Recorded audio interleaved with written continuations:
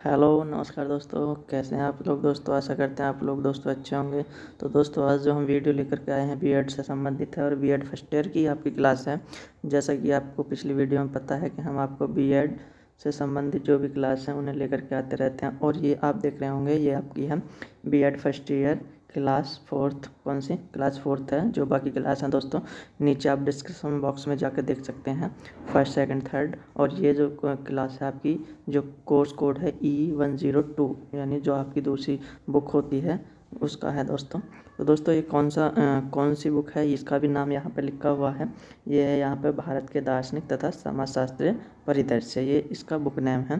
तो दोस्तों यूनिट इसमें अगर बात करें तो यूनिट आपकी फर्स्ट है और जिसका नाम है शिक्षा एवं ज्ञान। तो इसमें से एक आपके लिए क्वेश्चन जो बहुत ही महत्वपूर्ण क्वेश्चन है वो लेकर के आए हैं, जो आपका शॉर्ट आंसर या long answer type question answer में पूछा जा सकता है। तो किस तरह से क्वेश्चन आता है और ये टॉपिक क्या है, तो दोस्तों हम आपको आगे वीडियो में बताते चलेंगे। तो दोस्तों यहाँ पे देखिए टॉपिक भी लिखा है, आप देख रहे होंगे यहाँ टॉपिक लिखा है। टॉपिक है औपचारिक, अनौपचारिक और निरौपचारिक शिक्षा, यानी ये तीनों प्रकार की शिक्षा क्या होती हैं, किस प्रकार की ये शिक्षा होती है, इनके बारे में बताया गया है। और दोस्तों आप बुक की बात करें तो ये आपको इस तरह की बुक दिखती है, आप देख रहे होंगे यहाँ पे ये लिखा है शिक्षा के समाजशास्त्रीय दार्शनिक एवं समाजशास्त्रीय परिदृश्य, यानी इंग्लिश में कहें तो philosophical and sociological perspectives of education. ये जो दोस्तों आपके जो दार्शनिक हैं ये भारतीय भी हैं और विदेशी भी हैं। तो ये सब किस में है, हमारे बीएड फर्स्ट ईयर की सेकंड बुक में, यानी E102 जिसका कोर्स कोड है।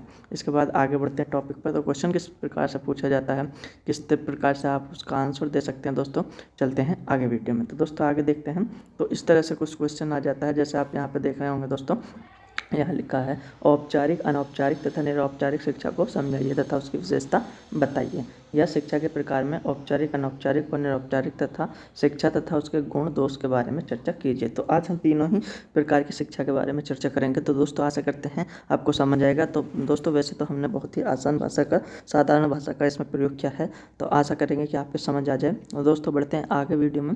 तो सबसे पहले हम शुरू करते हैं। देखिए दोस्तों, जैसा कि हम जानते हैं शिक्षा के बहुत प्रकार होते हैं और उनमें से कई प्रकार की शिक्षा हम आपको पिछली वीडियो में बता चुके हैं, लेकिन जो महत्वपूर्ण हमारे प्रकार की शिक्षा है ये तीन प्रकार की शिक्षा है, औपचारिक, अनौपचारिक और निरौपचारिक। तो जहाँ पर लिखा है दोस्तों देखिए, शिक्षा के अन्य प्रकारों या माध्यमों में से औपचारिक, अनौपचारिक और निरौपचारिक शिक्षा बहुत ही महत्वपूर्ण है, जिसको निम्न प्रकार समझा जा सकता है। यानी अन्य माध्यमों के अलावा, अन्य प्रकारों के अलावा इन तीन शिक्षा को बहुत ही महत्वपूर्ण, इसमें आपको महत्वपूर्ण समझा गया है। तो दोस्तों आगे देखते हैं।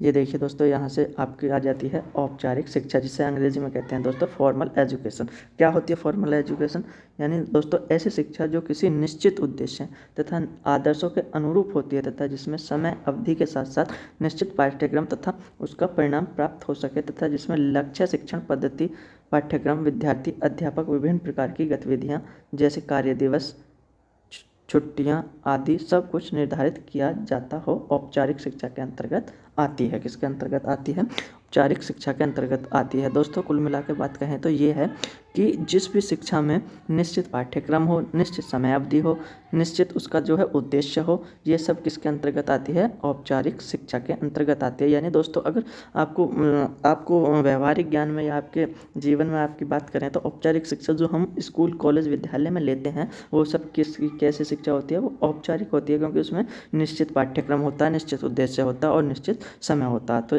इसमें आगे बताया भी है दोस्तों कि ऐसी शिक्षा कहाँ मिलती है, जिनमें विद्यार्थियों को शिक्षा सामान्य, विशिष्ट तथा प्रत्यक्ष रूप से प्रदान की जाती है। ऐसी शिक्षा अधिकतर औपचारिक संस्थाओं जैसे विद्यालय, कॉलेज, महाविद्यालय, शिक्षण संस्था आदि में दी जाती है। तो दोस्तों आप समझ गए होंगे, जैसे कि आजकल जो हम शिक्षा प्राप्त करते हैं, जो स्कूल, कॉलेज में, विद्यालयों में जाकर प्राप्त करते हैं, वो किस प्रकार की शिक्षा है, वो आपकी औपचारिक शिक्षा होती है। तो बहुत ही जल्दी से आप समझ गए होंगे दोस्तों कि मेन इसका टॉपिक क्या है, मेन मकसद क्या था, कि जो भी हम समय अवधि या पाठ्यक्रम, यानी जिसमें जो चीज़ निर्धारित हो जाए, जिसमें किसी उद्देश्य को, पाठ्यक्रम को, समय को, इन चीज़ों का निर्धारण हो जाए पहले से ही, तो ऐसी शिक्षा को कह लेते हैं औपचारिक शिक्षा। तो औपचारिक शिक्षा की कुछ विशेषता हम बताते हैं। जैसे औपचारिक शिक्षा में शिक्षक एवं शिक्षार्थी को अनेक प्रकार की औपचारिकताओं का पालन करना होता है। यानी इसमें औपचारिकता का मतलब दोस्तों कि इसमें जो भी समय अवधि, जो भी पाठ्यक्रम, जो भी हमें दिया गया हो, जो भी डिटेल दी गई हो, उन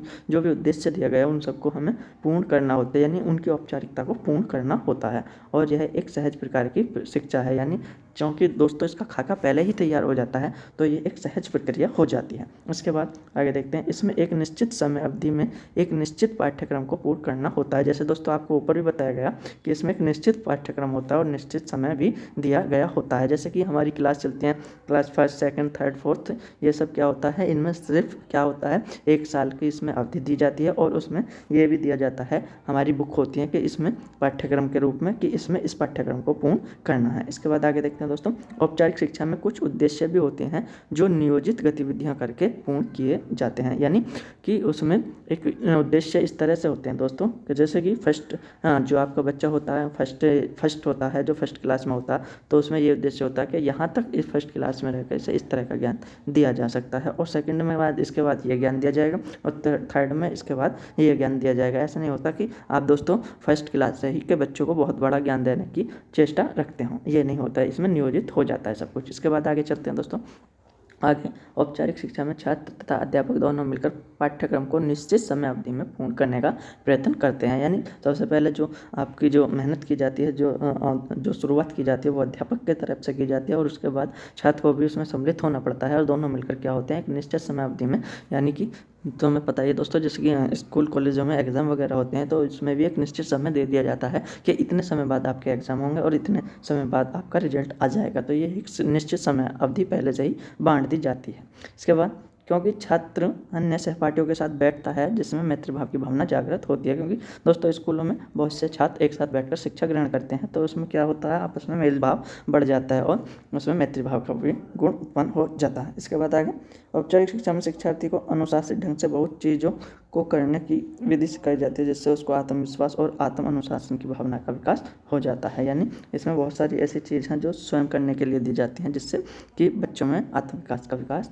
उत्पन्न हो जाता है। इसके बाद आगे देखते हैं दोस्तों, आगे आ जाती है औपचारिक शिक्षाओं की सीमाएं अथवा दोस्त। देखिए कोई भी चीज़ है उसमें कुछ विशेषता होंगी तो उसमें कुछ दोष भी होते हैं। तो जैसे कि हमारी इस शिक्षा में कुछ दोष हैं, जैसे कि औपचारिक शिक्षा में अच्छे बुरे, प्रतिभाशाली और धीमी गति से सीखने वाले सभी प्रकार के बच्चों को एक ही समय में एक ही शिक्षक से पढ़ाना होता है, लेकिन व्यक्तिगत विभिन्नता होने के कारण इनमें कुछ बच्चे जल्द सीख तथा कुछ बच्चे धीमे सीखते हैं, जिस कारण बच्चों को कठिनाई अनुभव होती है। यानी दोस्तों ऐसे कहें कि बच्चे जो स्कूल में होते हैं सभी प्रकार के होते हैं, मंद गति से सीखने वाले भी होते हैं और तीव्र गति से भी सीखने वाले। जो दोस्तों मंद गति से सीखते हैं उन्हें यदि तीव्र गति से सीखने वालों के साथ बैठाया जाए तो उन्हें क्या होती है, उसमें उनको पाठ्यक्रम में पूर्ण करने में कठिनाइयाँ होती हैं, क्योंकि तीव्र बच्चे जल्दी सीख जाते हैं और पाठ्यक्रम को आगे बढ़ाते हैं, लेकिन इसमें यदि धीमे बच्चों की बात करें तो उन्हें बहुत ही कठिनाई महसूस होती है। इसके बाद चूँकि सभी बच्चों को एक समान समय अवधि में पाठ्यक्रम पूरा करना होता है, इस कारण सभी बच्चों के मन पर पढ़ाई का सदाबोझ बना रहता है। यानी ऐसा समझिए दोस्तों कि पहले से ही बता दिया जाता है बच्चों को कि आपको इस समय अवधि में इस चैप्टर को या इस सिलेबस को पूर्ण करना है, तो उन्हें हमेशा ये रहता है कि किसी न किसी प्रकार से चाहे समय को कैसे भी व्यवस्थित करके हमें इस पाठ्यक्रम को पूर्ण करना है, तो उन पर पढ़ाई का हमेशा दबाव बना रहता है। इसके बाद आगे औपचारिक शिक्षा पढ़ाने की एक अप्राकृतिक ढंग है, जिसके अंतर्गत विद्यार्थियों को अध्यापक सदैव कृत्रिम स्थितियों में रखकर पढ़ाते हैं। चूँकि दोस्तों यह सब किसके द्वारा बनाई गई है, मानव के द्वारा बनाई गई है, इसलिए इसमें क्या है, थोड़ा सा कृत्रिम स्थितियों का प्रयोग ज़्यादा किया जाता है, यानी कि जो मनुष्य निर्मित स्थितियाँ उनको पैदा करके शिक्षा दी जाती है। इसके बाद आगे चलते हैं दोस्तों, नंबर 2 पर आपकी आ जाती है अनौपचारिक शिक्षा। यहाँ पे लिखा है दोस्तों अनौपचारिक शिक्षा, जैसे अंग्रेजी में कहेंगे इनफॉर्मल एजुकेशन। जैसा कि इस शिक्षा विधि के नाम से ही ज्ञात है, अनौपचारिकता, यानी जिस शिक्षा प्रणाली में औपचारिकताएं न हो बल्कि अनौपचारिक रूप से यानी सहज शिक्षा कहलाती हो। यानी कि दोस्तों इसमें औपचारिकता हमें पूर्ण करनी नहीं होती है, तथा जिस समय शिक्षार्थी के आचरण सोच में परिवर्तन आता हो, लेकिन इसके लिए कोई पहले से ज्ञात पाठ्यक्रम या पूर्व नियोजित उद्देश्य पूर्ण अवधि में न अपनाई गई हो, ऐसी शिक्षा अनौपचारिक शिक्षा कहलाती है। दोस्तों यहाँ समझे तो यहाँ पे ऐसी शिक्षा का वर्णन किया गया है, यानी जिसका कोई पहले से पूर्ण निर्धारित उद्देश्य ना हो, कोई समय अवधि ना हो, कोई पाठ्यक्रम ना हो, लेकिन फिर भी उसके यानी शिक्षार्थी के आचरण में, उसके सोच में, उसके व्यवहार में परिवर्तन आ जाए, तो वो क्या कहलाती है, अनौपचारिक शिक्षा। यानी किसी पूर्ण उद्देश्य को पहले से निर्धारित उद्देश्य को पूर्ण किए बिना ही अचानक यदि हमारे व्यवहार में या हमारी सोच में या हमारे आचरण में परिवर्तन हो जाए तो वो अनौपचारिक शिक्षा कहलाते हैं। अब अनौपचारिक शिक्षा कैसे प्राप्त होती है दोस्तों, आगे बताते हैं। देखिए दोस्तों, यहाँ लिखा जैसा यदि कोई व्यक्ति बाजार जाता है और बाजार में उस व्यक्ति की मुलाकात किसी अन्य परिचित हो या अपरिचित व्यक्ति से हो जाती है और वह बातों ही बातों में उसे कुछ ज्ञान की उपयुक्त बातें बता देता है जो कि उस व्यक्ति के उपयोग में आने वाली होती हैं, तथा इस तरह से बाजार में जाने वाले व्यक्ति को किसी न किसी प्रकार से शिक्षा प्राप्त हो जाती है जिसकी उसने कभी चेष्टा नहीं की थी। यानी कभी उसने ये नहीं सोचा था कि मुझे बाजार में जाते वक्त इस प्रकार की शिक्षा मिल जाएगी। तो दोस्तों, जैसे कि एक छोटी सी घटना हम ले लें, जैसे कि मान के चलो कि आप बाज़ार गए, आप बाज़ार से सामान लेकर के आ रहे हैं और किसी कारण से आप सामान आपका जो आपके थैले में कोई फल है, कोई खाने वाली चीज़ है और रास्ते में आपको बंदर यदि मिल जाए तो बंदर आपसे थैला को जल्दी से छीन लेगा और आपका थैला गायब हो जाएगा। या दोस्तों, आप आगे से ये समझ जाएंगे कि हमें बंदरों से अपने थैला को सामान को छिपा के ले जाना चाहिए। इस तरह से आपको ये यहाँ एक छोटी सी शिक्षा मिल गई, जिससे आप कभी बंदर मिलेगा आपको रास्ते में तो आप इस तरह की जो आपके साथ घटना घट चुकी है उसको याद कर लेंगे और आप थैले को छुपा लेंगे। तो ये एक तरह की बिना सोची समझी प्रकार से हमें क्या प्राप्त होगी, ये भी एक प्रकार की शिक्षा प्राप्त होगी। इसके बाद आगे चलते हैं दोस्तों। अनौपचारिक शिक्षा की विशेषताएं। अब इसकी विशेषता ले लेते हैं। अनौपचारिक शिक्षा में किसी भी प्रकार की समय अवधि या पाठ्यक्रम निश्चित नहीं होता, जैसे पहले भी बताया। इसमें छात्र या अध्यापक को ज्ञात रूप में कुछ पता नहीं होता तथा साथ ही पूर्व नियोजित कुछ भी नहीं होता। यानी इसमें कुछ ज्ञात नहीं होता कि हमें इस प्रकार की ही शिक्षा देनी है। ये शिक्षा संयोग से प्राप्त हो जाती है, यानी आकस्मिक प्राप्त हो जाती है। इसके बाद आगे देखते हैं दोस्तों।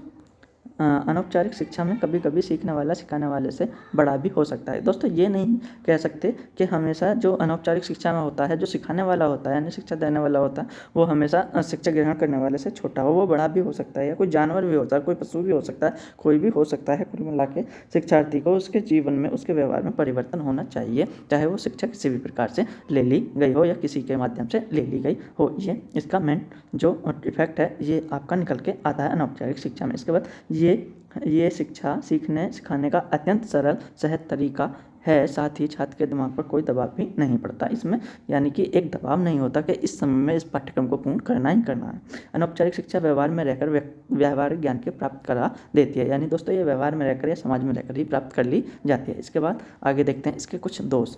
तो क्योंकि अनौपचारिक शिक्षा में कुछ भी निश्चित नहीं होता, इसलिए कभी उद्देश्य की पूर्ति नहीं करती। हाँ दोस्तों, ये इसमें दोष रहेगा क्योंकि इसमें कोई उद्देश्य पहले से निर्धारित नहीं होता या कुछ भी पता नहीं होता। इसके बाद ऐसी शिक्षा में कई बार एक व्यक्ति गलत शिक्षा भी दे सकता है, क्योंकि दोस्तों कभी कभी ऐसा होता है कि कोई भी व्यक्ति कभी ऐसा होता है कि कोई गलत बातें भी आपको बता दे। कभी उसकी स्थिति में वो सही रही हो लेकिन आपकी स्थिति दूसरी हो, तो आपके लिए गलत बातें गलत भी हो सकती हैं। तो इसलिए इसमें इन बातों से बचना चाहिए। उसके बाद आगे देखते हैं। अनौपचारिक शिक्षा में एक मनुष्य दूसरे मनुष्य को अपने ज्ञात अनुभव या घटनाओं पर आधारित शिक्षा देता है, जो दूसरे व्यक्ति के लाभकारी या दोषपूर्ण भी हो सकते हैं। जैसा कि मैंने दोस्तों आपको पहले ही बताया कि कोई घटना ऐसी होती है कि किसी व्यक्ति के साथ घटित हुई, उसकी घटना यदि गलत भी थी लेकिन उसकी सिचुएशन ऐसी थी कि वह उसके लिए सही हो गई। लेकिन कभी कभी ऐसा होता है कि जो सही व्यक्ति है यदि वही घटना वो अपने लिए करे तो वो कभी कभी उसे दोषपूर्ण भी हो सकती है। इसके बाद आगे देखते हैं दोस्तों।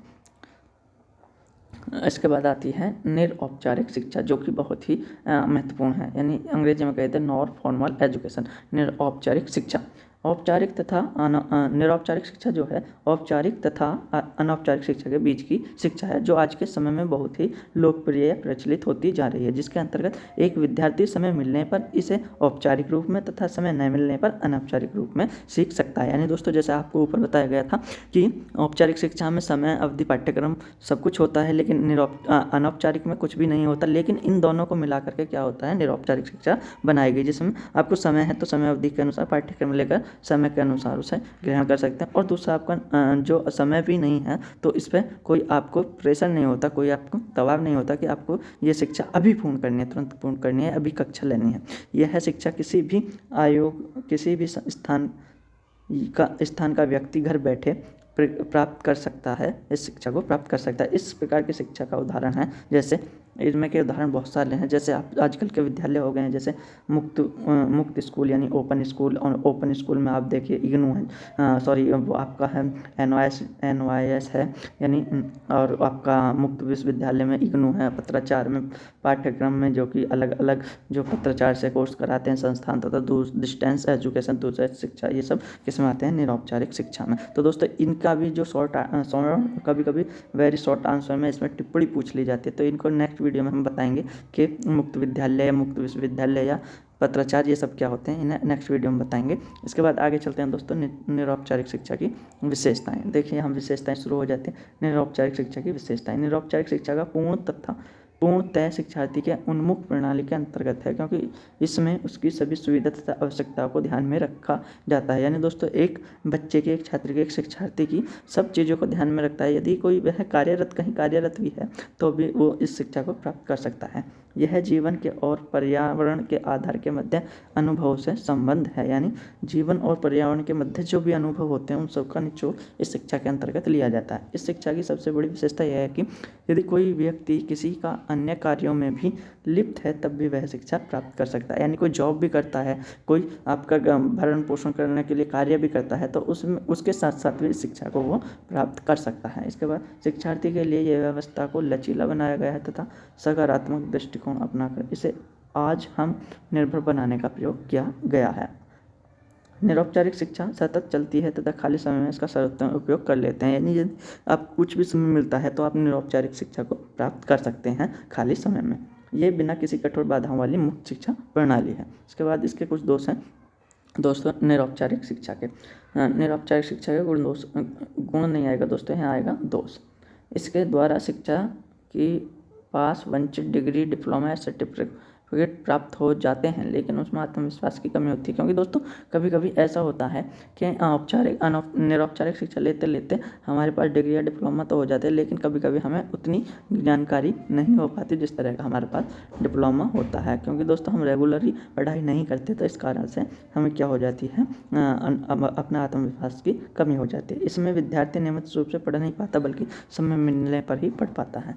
और इसके बाद अधिकतर विद्यार्थी परीक्षा पास आने पर ही पढ़ते हैं, जिस कारण उन्हें सौभाग्य या संयोग से सफलता मिल जाती है। तो दोस्तों इसमें थोड़ी सी एक दोस्त थे जो आपको हम बता दिए। तो दोस्तों कैसे लगे हमारी वीडियो बताएं हमें कमेंट करके। और दोस्तों हम मिलते हैं नेक्स्ट वीडियो में, तब तक के लिए धन्यवाद। तो नेक्स्ट वीडियो में मिलते हैं दोस्तों, धन्यवाद।